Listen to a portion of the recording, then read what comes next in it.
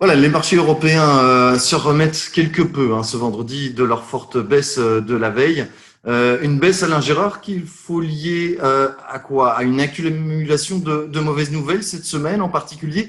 On pense notamment sur le front de la crise sanitaire, évidemment. Oui, bien évidemment, la résurgence du Covid en Europe et de plus en plus aux États-Unis est quelque chose qui fait relativement peur au marché. Ils ont assez mal vécu les gros confinements qu'on a eu vers le mois de mars-avril. Et puis là, bon, on voit que les autorités sont en train de resserrer la vis. Évidemment, on a quand même l'impression, comparé au mois de mars-avril, elles ne vont peut-être pas prendre des mesures aussi extrêmes, mais tout de même, on a des couvre-feux, les gens peuvent un peu moins sortir, l'économie pourrait quand même en pâtir, donc c'est pas vraiment des bonnes nouvelles. Et alors, en outre, évidemment, maintenant, on a toutes ces discussions sur le Brexit qui ont l'air d'un peu avoir du mal à se finaliser. Est-ce qu'on va avoir un Brexit dur? Est-ce que finalement, on va avoir un accord ou non? C'est encore très incertain à ce stade. Et puis bon, également aux États-Unis, ben, on beaucoup espérait avoir un gros plan de relance fiscale, un plan de relance un stimulus fiscal. Et là aussi, les démocrates et les républicains ont du mal à s'entendre. Donc, on a quand même l'impression aussi qu'on n'a malheureusement pas de nouveau plan avant les élections de début novembre, avant les élections présidentielles. Et donc, tout ça remet pas mal de volatilité sur le marché, effectivement. Oui, d'autant qu'il y avait aussi ces chiffres des inscriptions au chômage aux États-Unis hier qui étaient plutôt décevantes.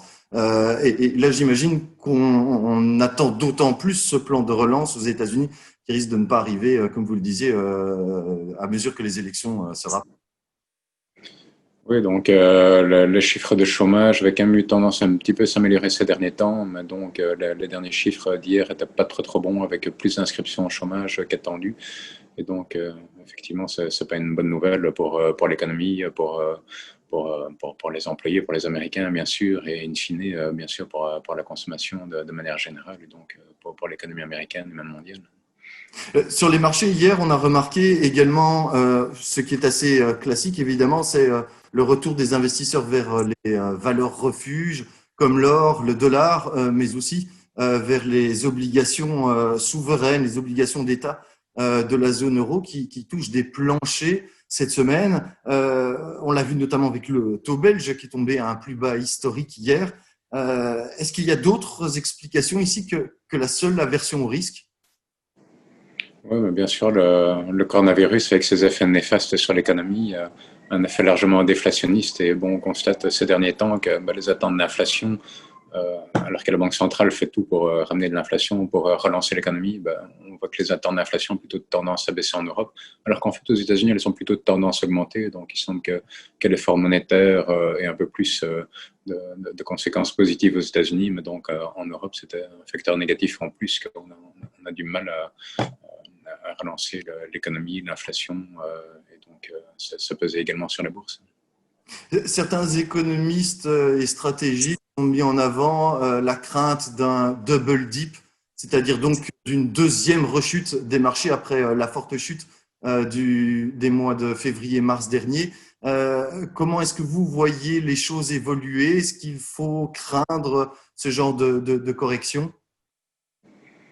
Ici, bon, voilà, on a une correction cette semaine. Il faut dire, le marché était quand même fortement remonté à fin septembre, début octobre. Donc, avoir une petite correction, entre guillemets, c'était pas complètement inattendu, surtout bon, avec les nouvelles négatives de cette semaine. Maintenant, on a quand même constaté ces derniers mois que chaque fois que le marché baissait fortement, enfin, les autorités prenaient chaque fois de nouvelles mesures monétaires, les politiques trouvaient malgré tout des plans de relance un peu à la dernière minute, etc.